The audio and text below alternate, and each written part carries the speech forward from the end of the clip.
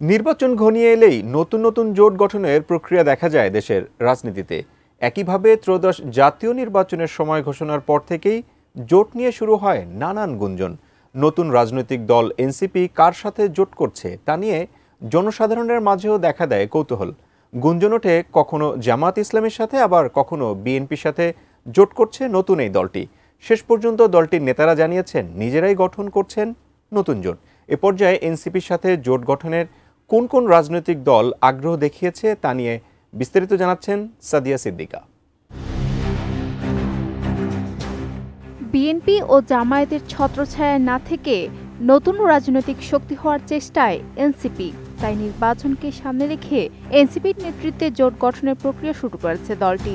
জানা যায় 5টি রাজনৈতিক দল রাজি হয়েছে এনসিপির সাথে জোট করতে। ডিসেম্বরের মাঝেই নতুন জোটের আনুষ্ঠানিক ঘোষণা আসতে পারে বলেও জানা গেছে।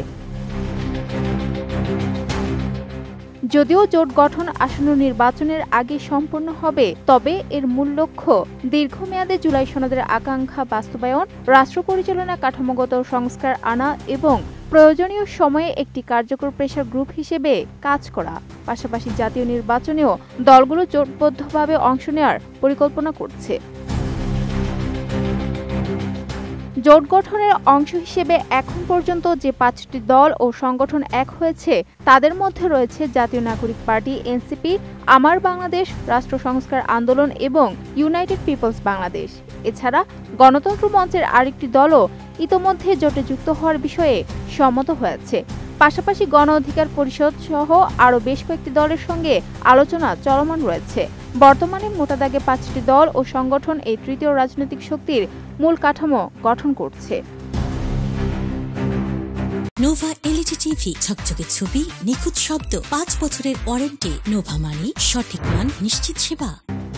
এনসিপির সিনিয়র যুগ্ম আহ্বায়ক ও রাজনৈতিক পরিষদের সদস্য আরিফুল ইসলাম আদিব এক গণমাধ্যমকে বলেন, রাষ্ট্র সংস্কার ও জুলাই সনদের বিষয়ে যে দলগুলো ইতিবাচক তাদের নিয়ে নতুন রাজনৈতিক বলয় গড়ে তোলার আলোচনা চলছে।